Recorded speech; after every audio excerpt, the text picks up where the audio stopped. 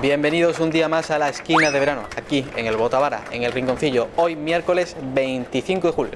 También traemos reportajes, entrevistas, como todos los días. Hoy tendremos una tertulia de la historia antigua de la ciudad, donde ha venido pues Salvador Bravo, profesor de historia en la UNED, y quien nos va a hablar del origen de la fundación romana de nuestra ciudad y por qué esos tantos nombres, Julieta Ducta, Juliosa, Tinquentera. Pues eso lo sabremos enseguida, pero no solo eso, sino más cositas, porque hoy tenemos también un reportaje sobre el Día Mundial de la Justicia Gratuita, que fue el pasado 12 de julio. Lo grabamos, estuvimos allí en la concentración en los juzgados y luego estuvimos acompañando a un abogado durante el día de guardia. Eso también lo verán en la segunda parte del programa. Y para despedir, pues tenemos a nuestros compañeros del carnaval, que siempre nos acompañan cada miércoles aquí en la esquina de verano. Todo esto enseguida. Primero, la cabecera y comenzamos.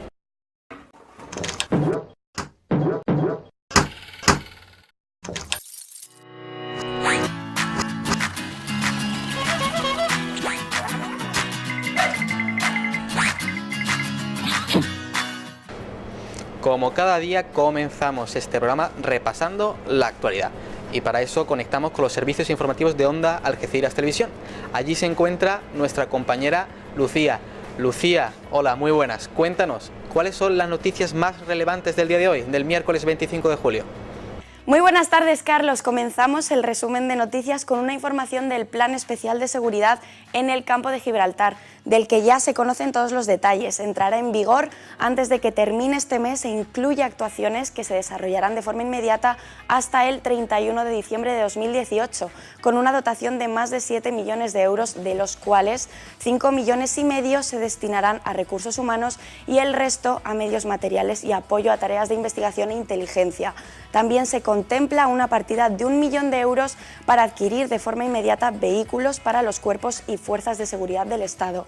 Esta medida llega tras la visita del ministro del Interior, Fernando Grande Marlaska, el pasado 9 de julio, en la que conoció el trabajo de los cuerpos de seguridad, sus necesidades y las demandas de los ciudadanos.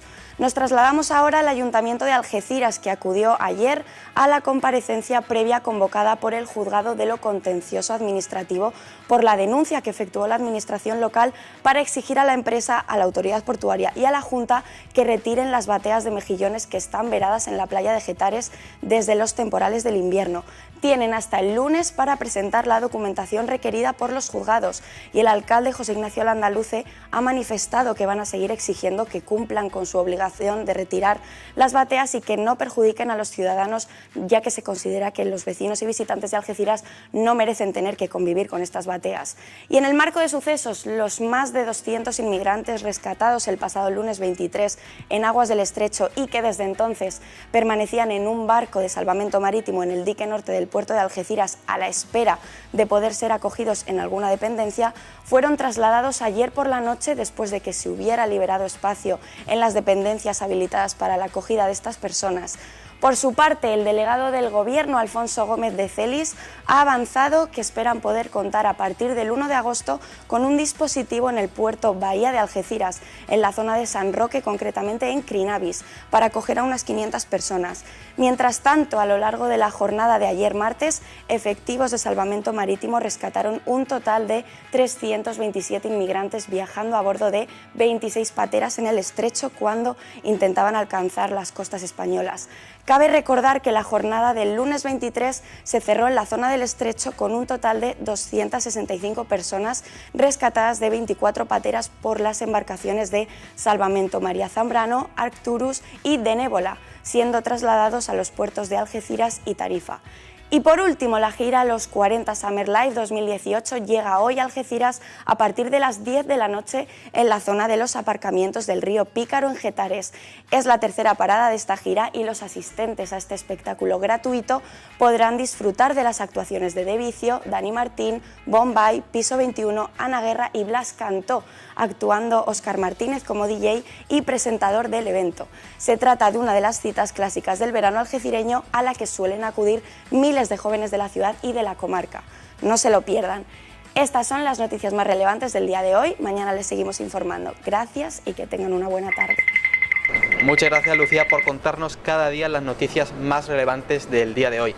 Y ahora también, como cada día, nos vamos con nuestra compañera Aida, que también se encuentra en Onda Algeciras Televisión, para darnos la previsión del tiempo de hoy y de los próximos días.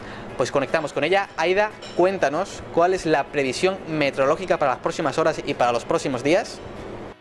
Muy buenas tardes, Carlos. Hoy estoy sola, o no, porque aquí nunca me dejan estar sola.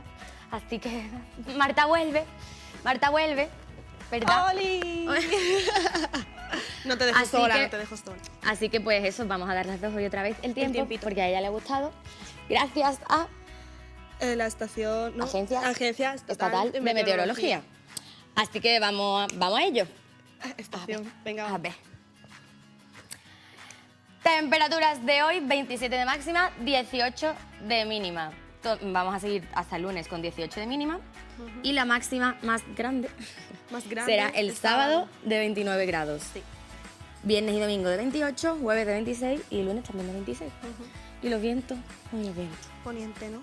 Ponientazo. Ponientazos toda la semana. Hoy 20, 10, 15 kilómetros por hora y el resto de la semana entre 25 y 20 kilómetros por hora. Sí. Pero bueno, precipitaciones Cero, por supuesto. no como el otro día. Bueno, que al final no Que no, sirvió para nada, no pero hubo bueno. precipitaciones. Y el viernes un poquito de nubes por la mañana, Sí. pero habrá que verlo. Vamos. Hoy y mañana. A ver. Pues eso, las temperaturas entre ahora 25, 23. graditos, sí. Por la noche nos mantendremos en los 18 y 19. Y por la mañana otra vez volverá el calor hasta las 11 de la mañana, que hará 23 grados.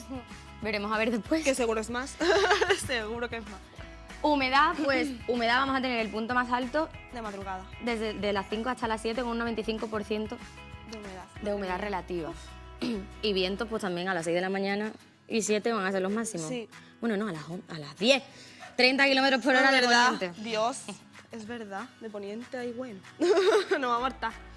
Pues sí. ¿Y el agüita? El agüita hoy está en 19 grados, pero bueno, si vemos las horas vamos a estar oscilando entre los 18, los 20 Sí. y los 19 que, bueno, ahí estaremos, más o menos, no está mal. Más altitos más alta temperatura por la noche, parece, ¿no? Sí, por la noche, sí, 20 graditos. Vamos Para- a bañar esta todo noche. el mundo a la playa de noche. Esta noche en agua, con los 40 principales. Sí. Bueno, pleamares y bajamares. Pleamares, hubo una a las 2 y 26 de la madrugada y a las 3 menos 10 del mediodía. ¿Y bajamares? Pues ha habido una a las 8:30 de la mañana y otra a las 9 menos 10. Va a haber. Vendrá. Vendrá, sí. En un Que par de esto se traduce en los peces, porque hoy es un día regular para la pesca según Sí, la teoría solunar. La actividad de los peces será media, ahí se ven periodos menores, media, así de las 5 y 18 hasta las 6 y 18 con la puesta de la luna. Y ahora pues también tenemos una actividad media desde las 8 menos 5 hasta las 9 menos 5 con la salida de la luna. ¿Y en periodos mayores? Pues la actividad más alta a las 12 y 10 Hasta. hasta las 2 y 10. Y de 12:30 a 2:30. Bueno, pues eso ya sabe a saber la gente los peces que ha pescado? que ha cogido. Esta mañanita. La luna, ya queda menos para la luna llena. 3 días me has dicho tú, ¿no? Sí, 3 días. Ahora estamos en gibosa creciente, entre las fases de cuarto creciente y luna llena, con un 93% de iluminación y 12 días ya. 12 días tiene la luna. Sí. Y el sol, pues cada día que miramos hay un minuto menos. Es verdad, tío. Vamos, Es verdad, es verdad. ha salido a las 7:24, Y se irá a las 9:30. 21:33. Sí. Ayer hay 34, Hoy hay 33. hoy hay 33, así que cada día dura menos el sol. ¿Qué le hacen? Se nos va el verano. Se nos va.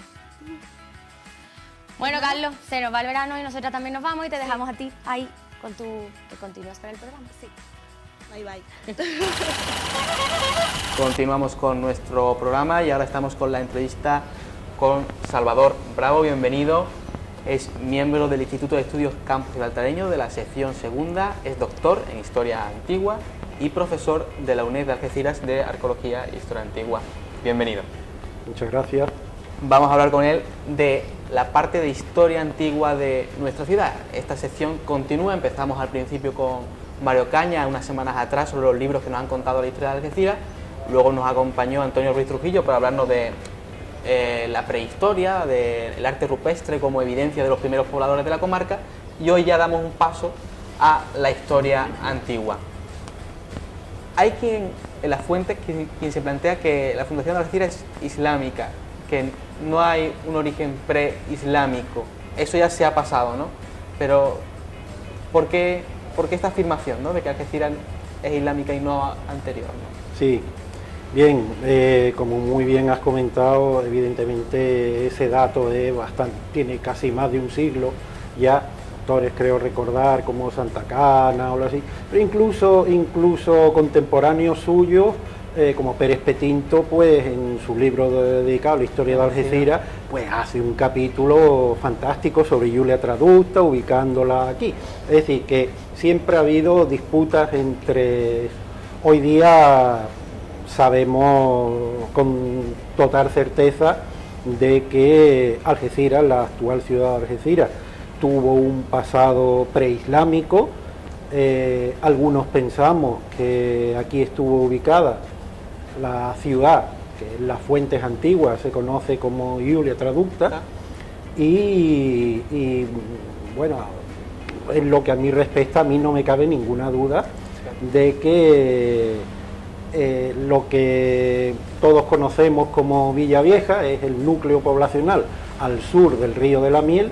Pues en esa meseta elevada, ahí se encontraba, desde mi punto de vista, la ciudad de Julia Traducta. Aparte se han encontrado restos ahí arqueológicos, claro, ¿no? Claro. De San Nicolás. Se han encontrado restos de época romana en los dos núcleos, es decir, tanto al norte como al sur.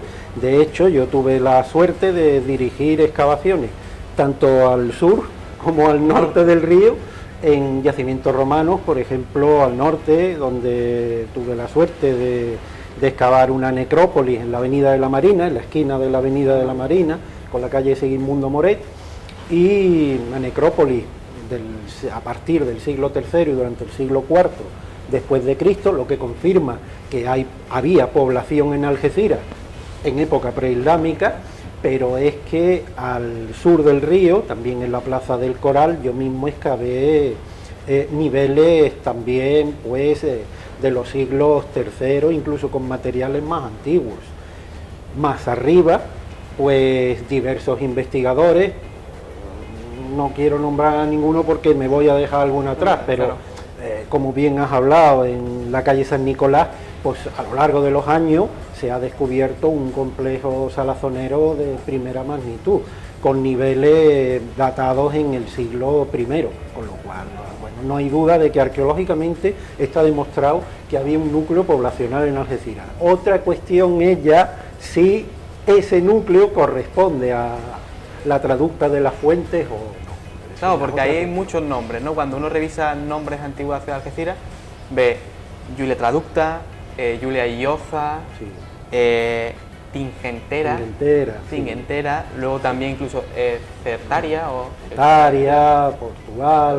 Portugalbo, es decir, sí. ¿Esto el lío de nomenclatura a qué se debe? Bueno, ese lío se debe a que los escritores de la antigüedad no pensaban en los arqueólogos de 2000 años claro, después, ¿no? Y entonces, pues, digamos que hacen un puzzle y es difícil con los poquísimos datos que tenemos de recomponer. Es cierto que, además yo siempre lo he manifestado, que Algeciras es una ciudad mimada por las fuentes, ¿no? Bueno, Algeciras, Julia Traducta, es mimada por las fuentes, pero a la vez tantas noticias que tenemos de la ciudad muchas veces contaminan y entorpecen pues el camino lógico. Es cierto que tenemos tres nombres que quizás, así lo pienso yo, hacen referencia a un mismo sitio poblacional, que es lo que se conoce como Julia Traducta. El primero, que sería el de Julia Lloza, nos lo dice Estrabón. Estrabón es un griego romanizado que escribe en el siglo I a.C. y él utiliza fuentes incluso un poquito anteriores, es decir, que lo que nos está explicando es un panorama pues en torno a la segunda mitad del siglo I a.C. ¿Y qué pasa en el siglo I a.C.? Pues en la zona, pues que conocemos un núcleo poblacional de primera magnitud, que es Cartella, Está aquí. Aquí en la bahía de Algeciras. Que era un núcleo importantísimo. Importantísimo. Pero la zona ya está, según la fuente, despoblada.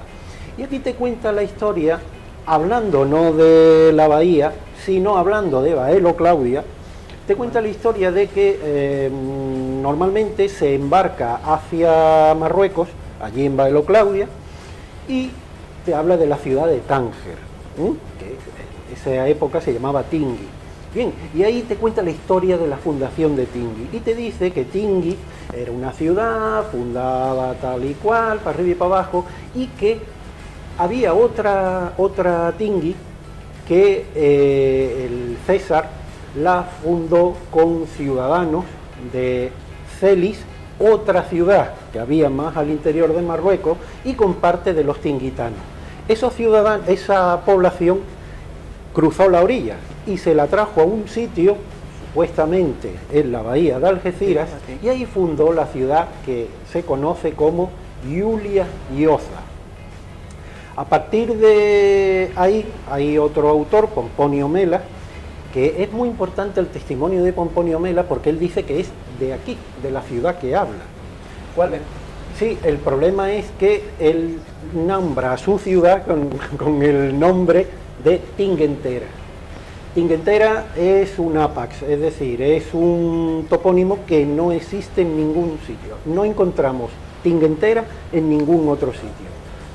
Desde el siglo XVII se viene hablando de Tinguentera, se viene leyendo Tinguentera, porque los textos tampoco son muy claros. Y hay gente que ha leído Tinguentera, otros que han leído Tinguenteratum, otros que han leído Cingentefreto, es decir, que hay una corriente enorme. Tradicionalmente, hasta mediados del siglo XX, se ubicó Tinguentera en Tarifa, en la ciudad de Tarifa. Y de hecho, pues hoy día pues se tiene Pomponio Mela, es natural de Tarifa, hay muchos escritos, lo podéis ver, traducta, antigua Tinguentera, o conocida como Tinguentera, situada en Tarifa, tal y cual. Hoy día creemos que Tinguentera hace referencia a la ciudad que Estrabón llamaba Iulia Ioza. Y hay un tercer texto, hay un tercer texto escrito sobre el año 70 por Plinio, que nos habla de Iulia Traducta como ciudad. Y ese es el verdadero nombre que tenía la ciudad. ¿Y por qué sabemos que es el verdadero nombre? Porque tenemos epigrafía monetal. Y en la moneda nos aparece la leyenda Iultra. Es decir, no hay duda de que la ciudad ni se llamaba Iulia Ioza, ni se llamaba Tinguentera, se llamaba Iulia Traducta, ¿no? Pero nos cuenta los mismos avatares históricos de lo que le pasó a Iulia Ioza y a Tinguentera. Entonces, hombre, a lo mejor aquí 2 más 2 sí sean 4, y resulta que Iulia Ioza, Tinguentera, o como se lea, y Iulia Traducta, respondan a un mismo topónimo que deberíamos de situar dentro de la bahía de Algeciras. ¿Y por qué a mediados del siglo XX, que se situaba en Tarifa, Tinguentera, por qué ahora ya se sitúa dentro de la bahía de Algeciras? Por una sencilla razón, bueno, no es sencilla, pero vamos, que ahora mismo sí ya lo tenemos claro. Porque no se conocía vestigios romanos en Algeciras. No se había excavado, no se había trabajado, y entonces se tenía con que en Algeciras no había un pasado romano. Por lo que hemos comentado. Claro, entonces no se cuestionaba. Decía Darwin que las verdades, por obvias que sean, siempre hay que mantenerlas con cautela, ¿no? Bien, pues aquí pasa lo mismo. Hay verdades que se van manteniendo porque lo dice a lo mejor una persona con mucho prestigio y eso se convierte en verdad. Y ya nadie se cuestiona eso hasta que llega alguien y se lo cuestiona y lo demuestra que sí tenía razón, ¿no? Bueno, pues aquí viene a pasar lo mismo. En el momento que se ha empezado a excavar en Algeciras, pues han salido evidencias de que hay un pasado romano de ciudad, claro, en muchos sitios salen evidencias romanas, pero no con forma de ciudad. Bien, aquí sí, aquí tenemos una ciudad con sus elementos. Así que no hay duda de que si las fuentes señalan que había dos ciudades en la bahía de Algeciras y una es Cartella, la otra, por fuerza, tiene que ser Traducta. Eso es lo que yo pienso. Bueno, yo y muchos. Y muchos compañeros tuyos. Por supuesto. Giulia Ioza, Giulia Traducta, Tingentera, la misma ciudad ubicada en el término municipal actual de Algeciras. En el núcleo sur al sur del del río de la Miel. Sí. Dicen que Ioza puede ser lo mismo que Traducta, pero en fenicio. En lengua fenicia siempre se ha mantenido eso, desde el padre Flores, o sea, desde eruditos del siglo XVII ya lo tradujeron así. Sí. Haría referencia a ese texto de Plinio que nos cuenta cómo se trasladan poblaciones del norte de África hacia... Eso es muy interesante porque nos está dando el carácter que tenía la ciudad de Giulia Traducta. No es una cuestión baladí y responde, desde mi punto de vista, a un proyecto político muy pensado. ¿Cuál era la situación en el estrecho de Gibraltar en el último cuarto del siglo I a.C.? Mira, en el año 31 se produce una batalla crucial, 31 a.C. Se produce en la actual Turquía, en Actium, pero eso va a condicionar, o sea, algo que se produjo en Turquía, va a condicionar, desde mi punto de vista, la fundación de Algeciras. En esa batalla se enfrentan, por un lado, Octavio, y por otro lado, las fuerzas combinadas de Marco Antonio y Cleopatra, la reina de Egipto. En esa batalla ganan las fuerzas de Marco Antonio ganan las fuerzas de Octavio y queda como único gobernante del incipiente imperio romano. Bien, ya no tengo enemigos, soy Octavio, domino Roma, ya no tengo enemigos y ahora tengo un contingente de soldados a los que tengo que licenciar. ¿Cuál era el procedimiento que se seguía en estos casos? Pues a los soldados se les daba tierras, no se les pagaba con dinero, sino que se les daba tierra en propiedad, lotes de tierra, se llamaban centurias. Bien. Esos soldados tienen la ciudadanía romana y pasan cuando van a habitar a un territorio, pasan a formar un grupo de ciudadanos que se llaman colonos. Bien, esos colonos viven en unas ciudades que se llaman colonias. Esto parece muy obvio, pero tiene su razón de ser, porque las ciudades romanas no todas eran iguales, no todos tenían las mismas prerrogativas jurídicas, había ciudades de primera, de segunda, de tercera. Bien, las colonias eran las de primera categoría, ¿vale? Bien, ¿por qué? Porque tenían todos los derechos, sus habitantes. Octavio viene de una guerra civil, esa guerra contra Marco Antonio, pero previamente ha habido otra guerra civil, la que ha enfrentado a dos visiones del mundo romano, el partido senatorial de Pompeyo y el partido popular de Julio César. Julio César es el padre de Octavio, no el padre biológico, sino que el padre político, porque nombra heredero suyo a Octavio. Bien, Octavio, por tanto, en la zona, sobre todo Cartella, era de mayoría senatorial, era proclive a Pompeyo. ¿Qué pasa? Que toda esta zona era un hervidero de señores que políticamente no eran del bando octaviano, sino que eran del bando más bien senatorial. ¿Qué hace Octavio? Pues Octavio pone las miras en Marruecos. Dice, este es un territorio que me interesa desde el punto de vista político, colonizar, porque tengo un excedente de soldados y los tengo que colocar. De hecho, lleva a cabo la conquista de Hispania precisamente para colocar también a sus soldados. Fundaciones tan emblemáticas como Emérita Augusta, por ejemplo, se sustentan aquí. Bien, pues lo mismo pasa con Julia Traducta. ¿Qué hace Julia cuando llega aquí? Digo, vamos a ver, a los señores de Cartella que se han portado tan mal conmigo, porque no han sido mis partidarios, pues ¿qué es lo que hago? Les voy a plantar en su territorio y justo enfrente una ciudad. Esa ciudad le voy a dar mi nombre, Julia. ¿Por qué? Para refrendar que son mis soldados, mis partidarios y mis colonos, los que están viviendo justo frente a vosotros. Cartella a partir de ese momento va perdiendo fuerza, lógico.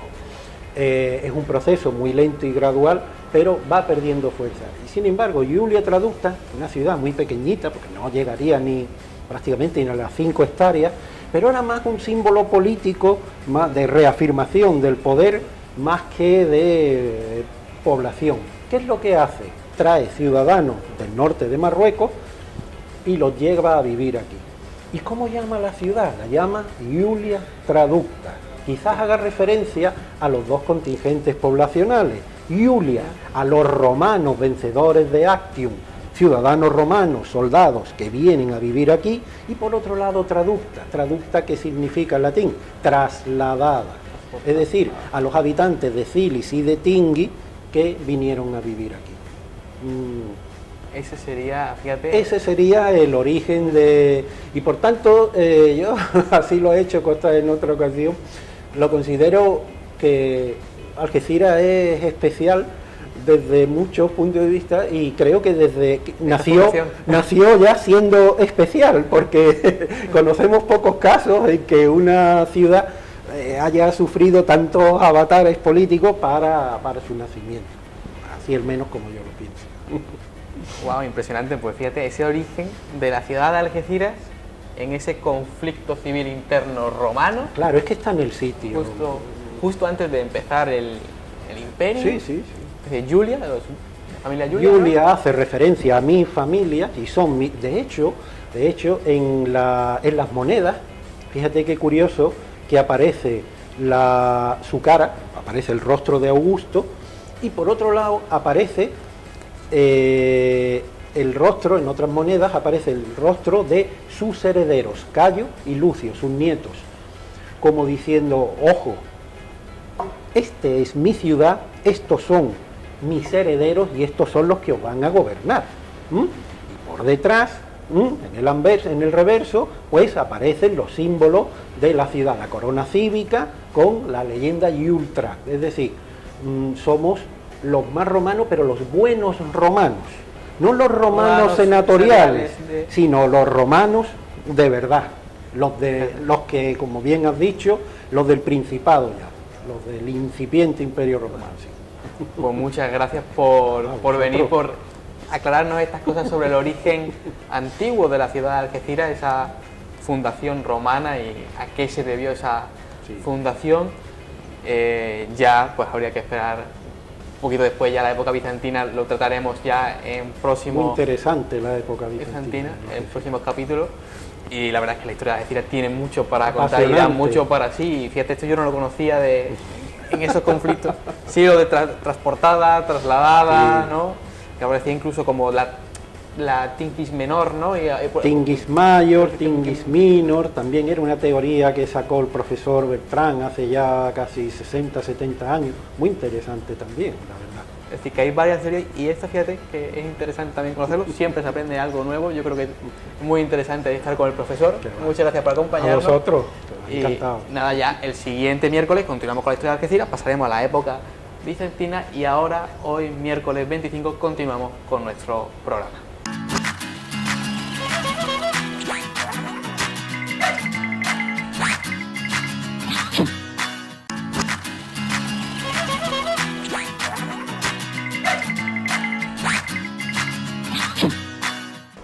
Continuamos con nuestro programa y ahora vamos a dar paso a un reportaje que hicimos el 12 de julio, el Día Mundial de la Justicia Gratuita, que hemos tenido ahí guardando por el 5º Encuentro Internacional de Guitarra Paco de Lucía, que ha ocupado la mayor parte del tiempo del programa la semana pasada y ya queríamos sacarlo esta semana porque la verdad es que la justicia gratuita es una de las vértebras del Estado de Derecho actual en España y queremos pues defenderlo y agradecerle a todos los abogados que están en el turno de oficio y que ayudan a que esa justicia gratuita sea de verdad una realidad.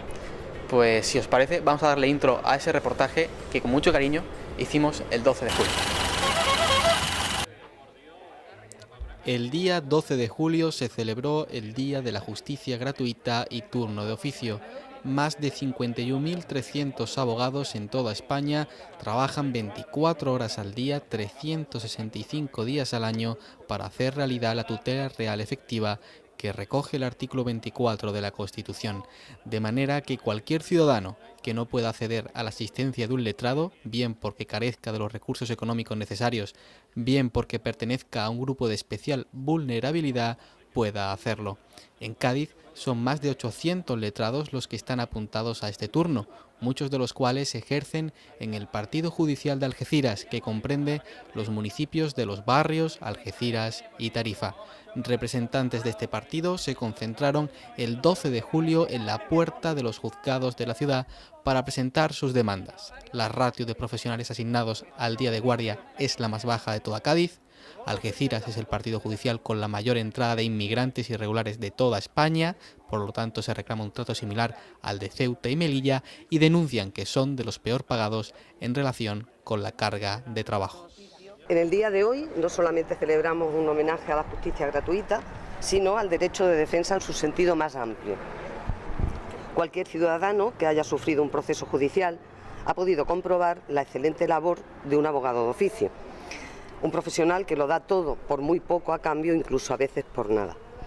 El Partido Judicial de Algeciras es el más conflictivo de toda Andalucía, porque no solo es la única frontera de Europa en esta comunidad autónoma, sino que es el límite entre dos mundos completamente distintos. Tiene, por tanto, una conflictividad especial y, como todo lo que afecta a esta zona, estamos olvidados en la gestión de nuestros gobernantes. Algeciras ya es el partido judicial con más entradas de inmigrantes irregulares de toda España y, sin embargo, partidos judiciales como Ceuta o Melilla reciben mucho mejor trato que todos nosotros. Por ello, creemos justo reivindicar un trato, cuando menos, similar al de estas ciudades.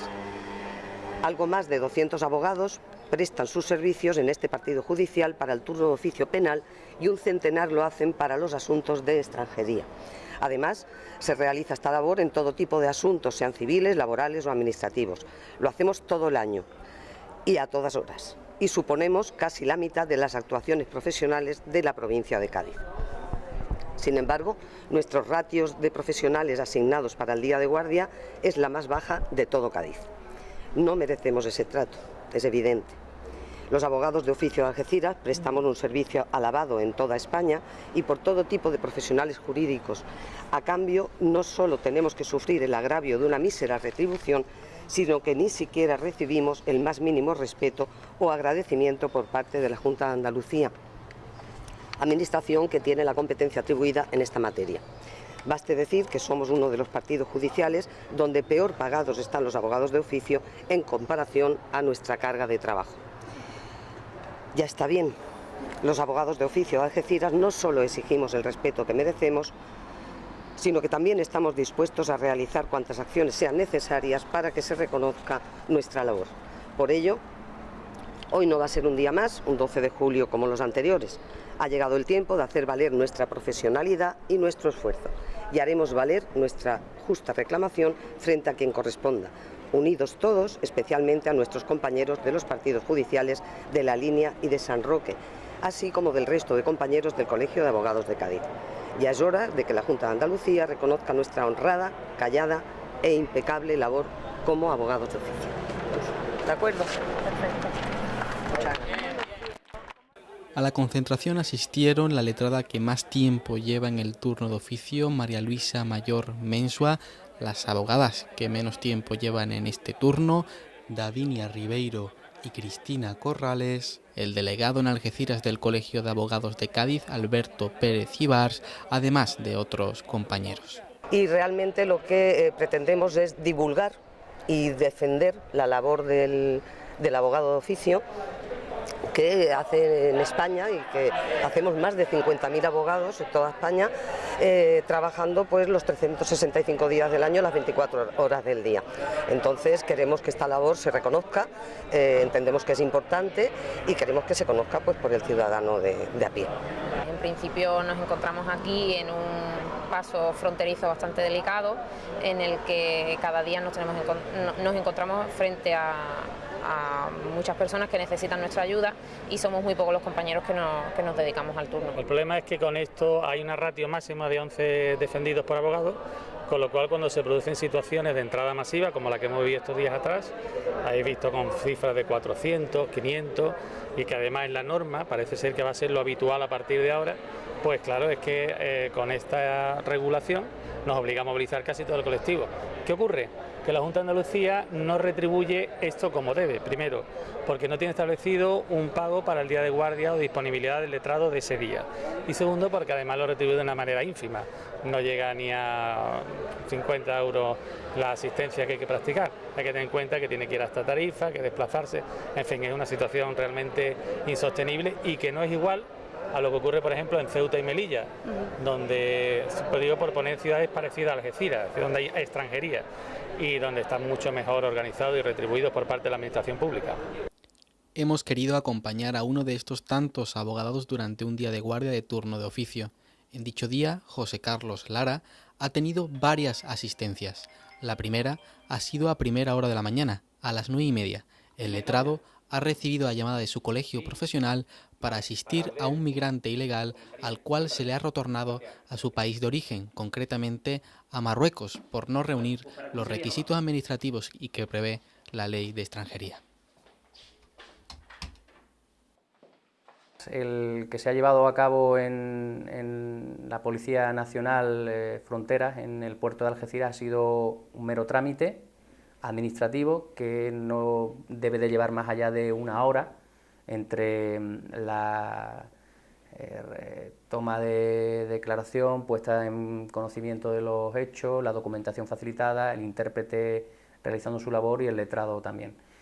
Para esa situación nos llama el colegio, esa persona, ese ciudadano de origen extranjero necesita lógicamente de un letrado que le asista, que le asesore y que pueda observar dentro del procedimiento previo administrativo que se produce entre policía y administrado a través de lo que es la frontera Schengen,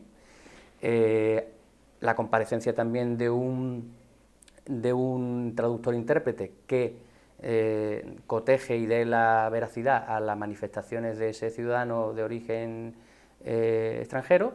Y, lógicamente, nosotros los letrados tenemos que fiscalizar, observar que por parte de la Fuerza y Cuerpo de Seguridad del Estado las cosas se han hecho bien y proceder a recurrir mediante reforma o alzada, dependiendo de la situación, en este caso son recursos de alzada, contra la Dirección General de la Policía, porque posiblemente, si se dan los requisitos que prevé la norma en la Ley de Extranjería, no se cumple, pues lógicamente los letrados tenemos esa obligación en el plazo de 30 días de formular un recurso, digamos, oponiéndonos a esa denegación de entrada, de otras cosas por leyes de obligado cumplimiento, como puede ser la Declaración de Derechos Universal del Hombre, la capacidad en definitiva de ambulatoria que tiene cualquier ciudadano y sobre todo que se cumpla. En fin, un letrado en ese caso lo que hace es la labor prácticamente, si se permite metafóricamente, yo siempre lo digo, como un fiscalizador notario, ¿no? Da fe o que las cosas se hacen bien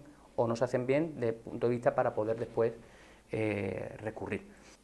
La segunda de las llamadas ha sido por un caso de víctima de violencia de género. Se trata de una jurisdicción especial, es un turno especial en el que el letrado tiene que estar preparado para asistir a las víctimas. En este caso se ha tramitado por diligencia urgente.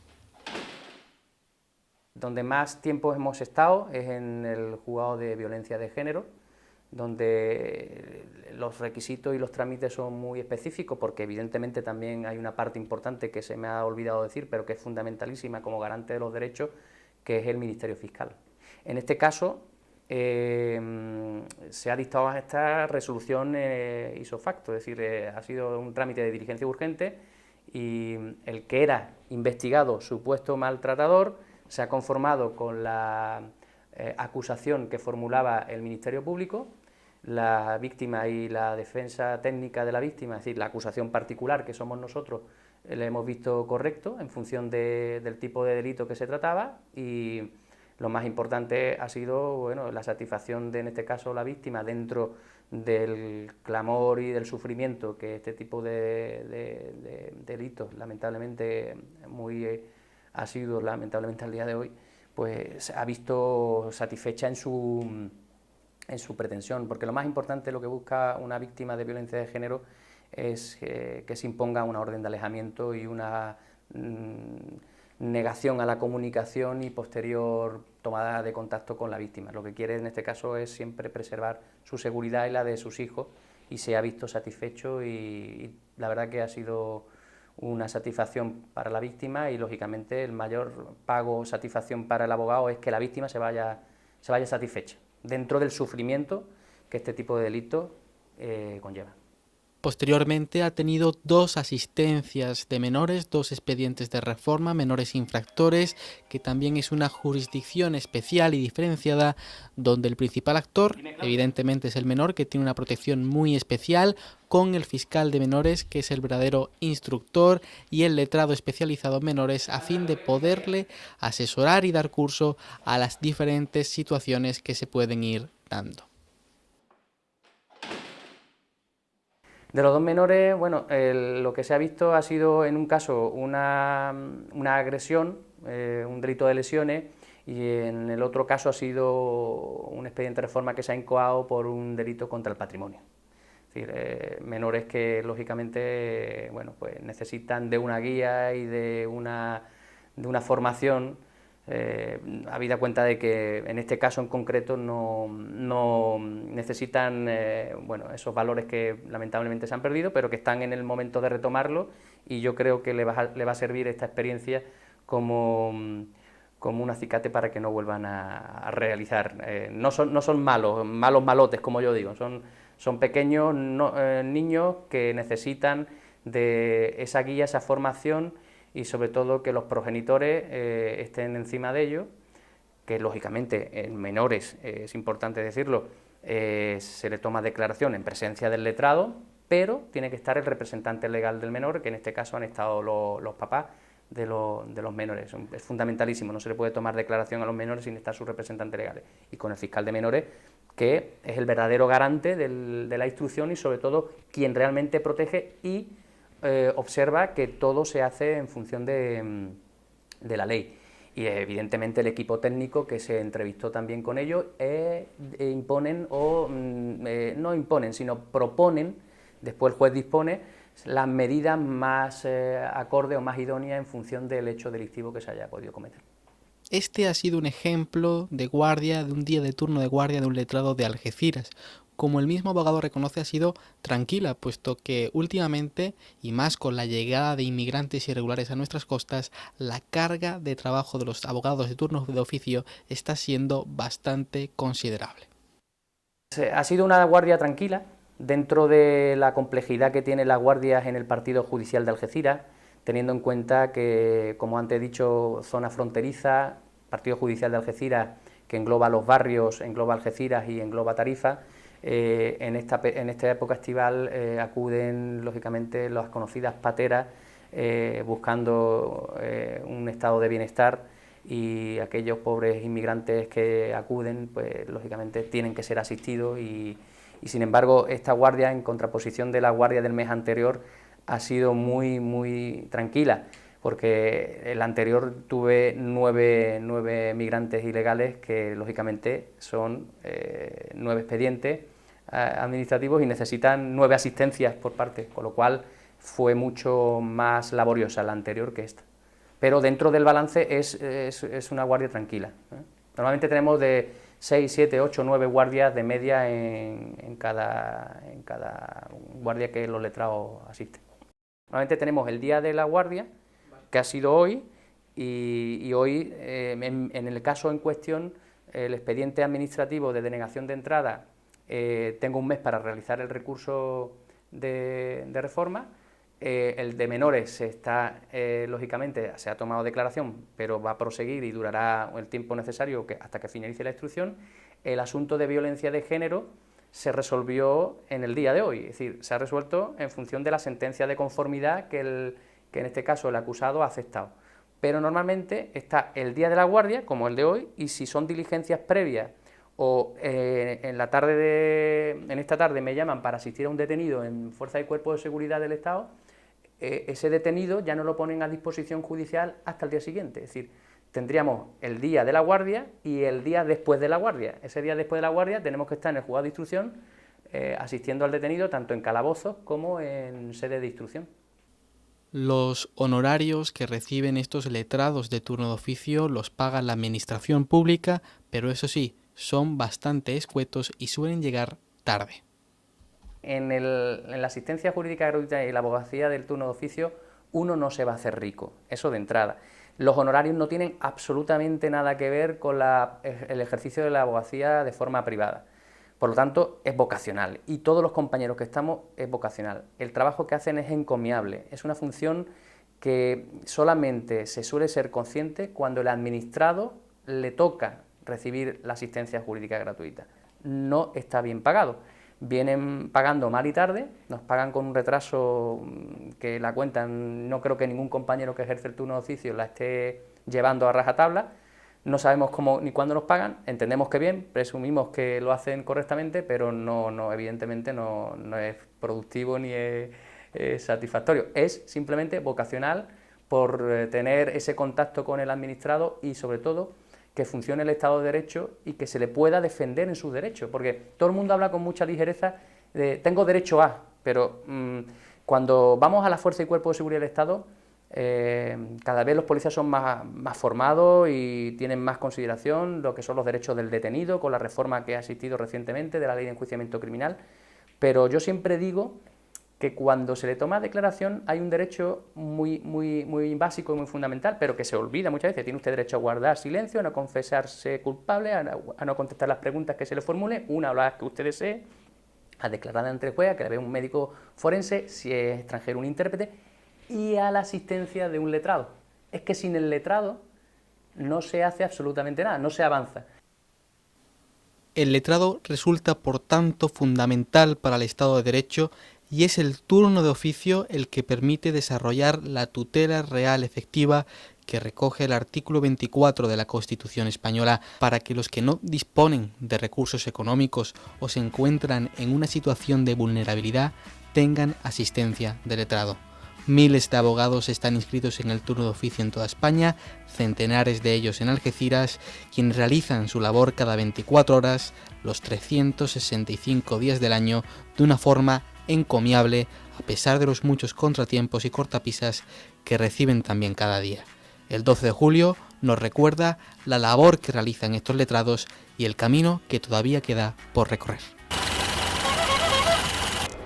Tras este reportaje del Día Mundial de la Justicia Gratuita, nos vamos a publicidad, pero no se vayan porque luego volvemos con nuestros amigos del Carnaval, a ver qué nos cuentan esta semanita. No se vayan.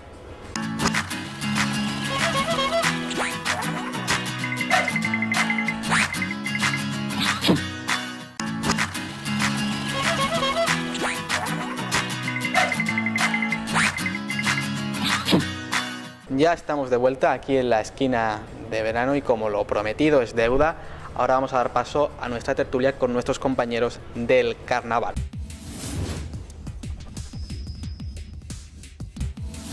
Continuamos con nuestro programa, la esquina de verano, y hoy nos acompaña Fernando Lozano, bienvenido, conocido mundialmente como el Pavo, ¿no? Catedrático del 3x4. Ahí está bien dicho, una hemorragia de satisfacción, felicidad y alegría estar contigo, hombre. Muchas gracias por venir una semana más.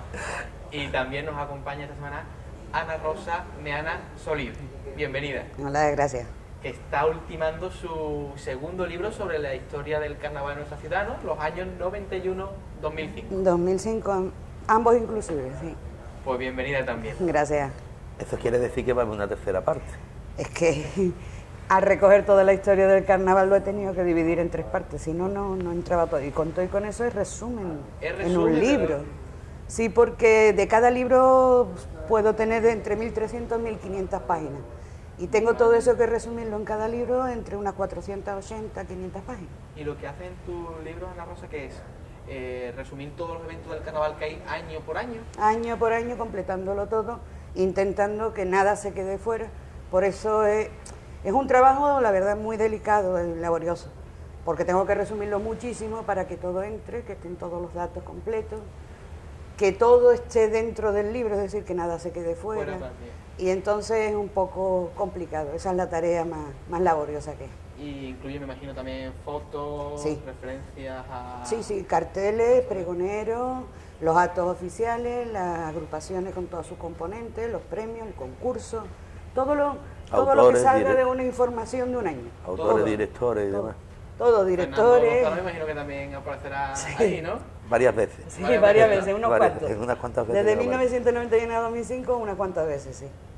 Pues casi menos 2002, 2003, 2004 y 2005. Ahí está. Después volvemos en el 2006, que ya aparecerá en el siguiente libro. Ahí está, los años seguidos. Ya el siguiente libro, que lo bueno es no atarse las manos, ¿no? Porque esto va a continuar para largo. Sí, es más, este segundo libro llegaba hasta el 2004, pero al meterme ya en el carnaval del 2018, en el que acabamos de tener, he tenido que añadir otro año más y así meter también el Cuarteto de Algeciras, que ha sido un año muy, muy importante, entonces me gustaría meterlo en el segundo libro, ya, terminar con ello.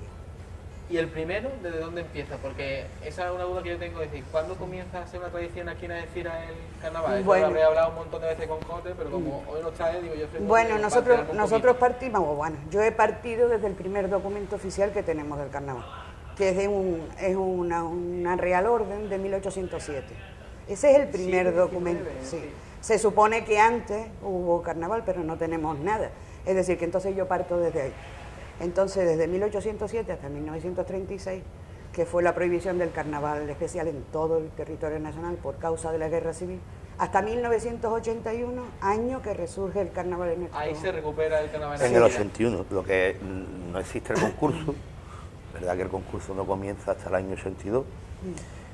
También fuimos muy pocas agrupaciones, creo que fuimos 5 agrupaciones, 2 chirigotas de adultos, 2 chirigotas infantiles y una comparsa de adultos.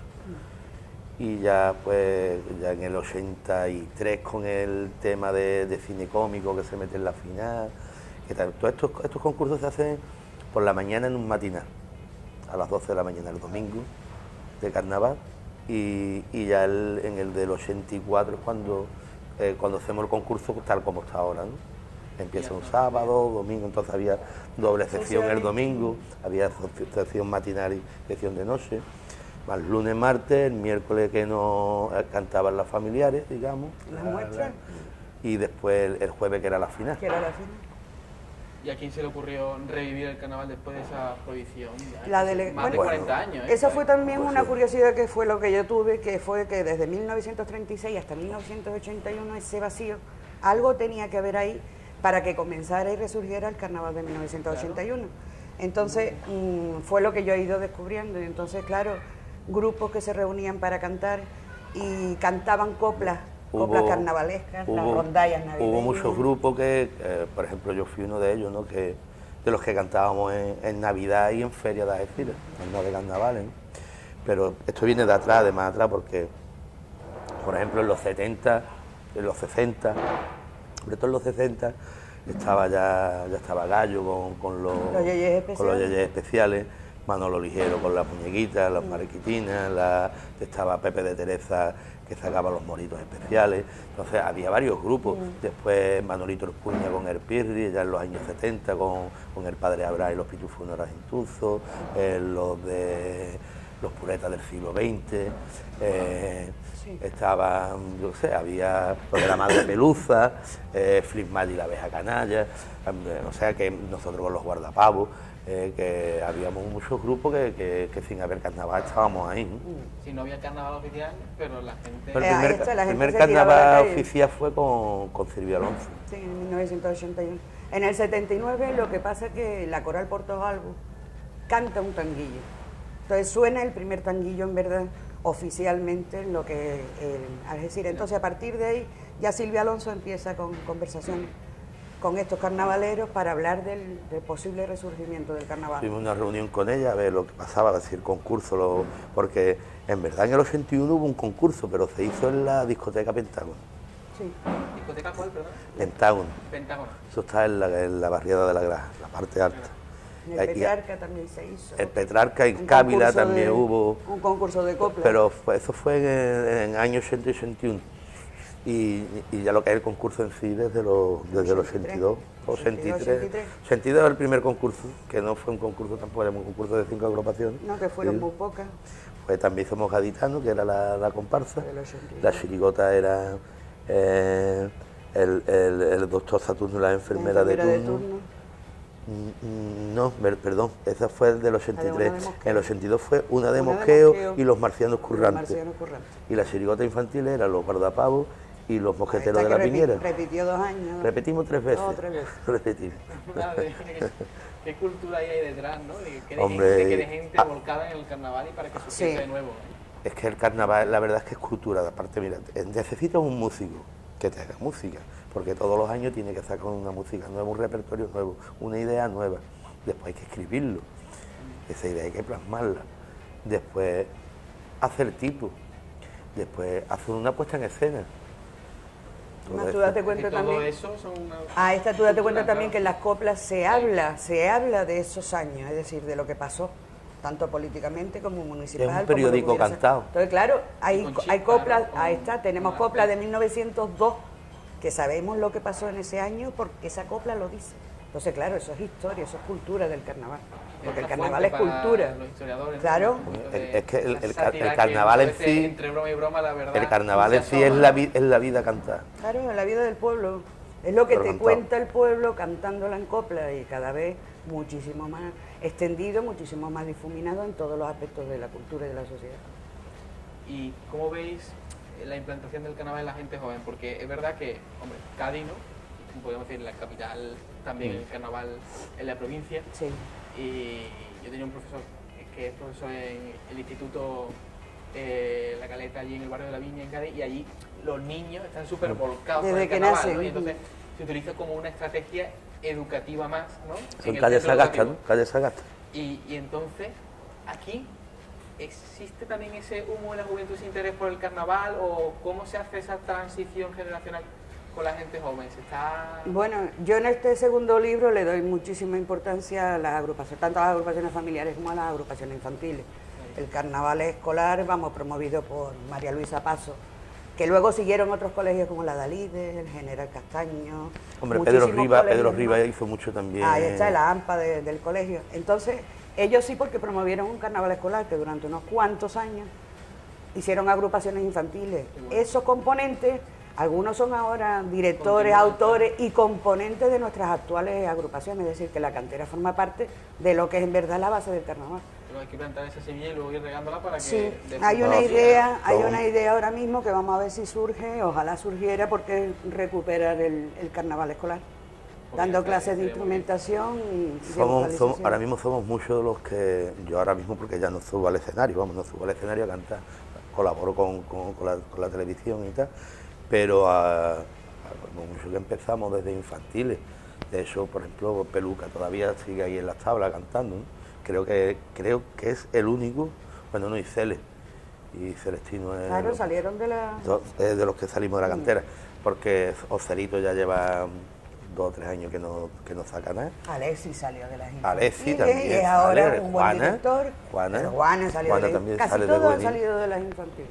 Incluso se desarrollan otras destrezas, además del carnaval. Hombre, es que lo maman, ¿no? Primero es que porque empieza mamándolo, ¿no? Y nosotros los que hicimos al principio carnaval nos costó mucho trabajo porque esto era nuevo, ¿no? Tampoco había los conocimientos que hay ahora, ¿no? Antes no teníamos ni idea de lo que era una segunda voz, un punteado, era muy difícil encontrar músico, caja, bombo, guitarra, era muy difícil y éramos éramos neófitos, lo que teníamos todo era de escuchar de los discos y la cinta que teníamos en casa. Yo, por ejemplo, yo nací y me crié escuchando carnaval, ¿no? Pero yo, por ejemplo, yo recuerdo a los más mayores, que estos que salían como Fafi, el Toto, Paco Culaslao, habían varios cajas, Agustín, que tocaban a un compás que era parecido al compás de las rondallas, del almiré en la rondalla, ¿no? de Navidad, ¿no? Y entonces, claro, tú te ponías a escuchar un disco y tú decías, pues esto a mí no es lo que me suena. Entonces yo por mi interés descubrí de que el pasodoble no se tocaba así, que el pasodoble tenía su compás, el pasodoble tenía el mismo compás que la guitarra, esos redobles y esas cosas que ellos escuchaban no eran, ¿no? Entonces pues ya tiene ahí un principio de cómo era la caja, ¿sabes? Y así todo, ¿no? Así fuimos nosotros descubriendo las cosas hasta ahora. Ahora los chavales, la juventud ahora están muy preparadas, pero también se lo hemos dejado todo puesto nosotros también, ¿sabes? ¿Y a ti ese interés por el carnaval dónde te vino, Fernando? ¿También de familia? Desde que nací. ¿Pero desde que naciste porque tus padres también eran Desde que carnavaleros? nací, mi padre escuchaba carnaval y yo desde que nací, yo no recuerdo, mi hermano también le gustaba, en mi casa había una batería, siempre hubo discos de carnaval, siempre, y a mí, por lo mismo que a otros le dieron por el fútbol, por otras a mí me dio por el carnaval, y siempre fui adulto muy joven también. Sí, empecé en el carnaval del 83, yo tenía 13 años. 13 años ya estaba en la categoría. Sí, 13 años, pues yo cumplí los 14 años ese mismo año. Pero claro, el carnaval en febrero, yo cumplí los 14 años en noviembre. Tuvo que venir mi padre a Cádiz a firmar unos documentos, una autoridad. Además tenía que estar allí el presente también, que no la podía llevar tú desde Algeciras a la autorización. ¿Y a ti, Ana Rosa, de dónde te viene ese interés por...? Bueno, yo he nacido en Tenerife. Entonces, ahí está, y el carnaval allí es desde que nace. Mi padre es gaditano, vamos, era gaditano. Entonces en mi casa se escuchaban tanto las chirigotas como las murgas. Al venirme para acá con 15 años, yo lo que no entendía era cómo no había carnaval aquí, teniendo Cádiz al lado y teníamos ferias. Y asumí la feria y ya está. Y al paso de los años he tenido la curiosidad por esto que te acabo de comentar. Llegó un libro, lo leí, vamos, los libros de don Cristóbal. Y ahí está, lo leí y vi ese vacío de esos años en que no había carnaval, y ahí empezó mi curiosidad. ¿Te vamos a lanzar el carnaval? Ahí me comentaron cómo tenía que hacerlo, me orientaron y aquí estoy ya para 10 años. ¿Y tu primer libro, cómo surgió la idea del primer libro, que ya por el segundo? El primer libro, la verdad que surgió porque yo di una ponencia en el Carnaval de Cádiz en el 2010. Y entonces de allí me dijeron, vamos, que claro, lo bonito de la historia es compartirlo. Y ese es mi lema. Mi lema es exactamente compartir lo que se tiene, porque si no se pierde. Y entonces cogí, me arriesgué, consulté con varios, el director del archivo, Agustín del Valle, con Miguel Vega, que está por aquí, sí, exacto, con las delegadas, y entonces hablando con ellas me dijeron, pues sería importante plasmarlo en un libro. Y así fue. Y qué bueno que aceptaste la propuesta. El reto tan difícil, ¿Se sabe cuándo saldrá a la luz este segundo volumen? Hombre, yo ojalá pudiera para el carnaval del año que viene, si Dios quiere, me da tiempo y todo sale bien. Ojalá que sepa este carnaval del año que viene. Pues muchas gracias a los dos por venir. Gracias siempre a ustedes. Aquí hablamos y nosotros continuamos con nuestro programa. Nosotros ya nos despedimos desde aquí, desde el Botavara, un lugar magnífico para tomar unas copitas aquí al lado de la playa, aquí en la plena playa del Rinconcillo, al lado del mar, al lado de la bahía, con estas vistas preciosas. Nosotros ya nos despedimos, esto ha sido todo, mucho más mañana, jueves 26 de julio, aquí en la esquina de verano.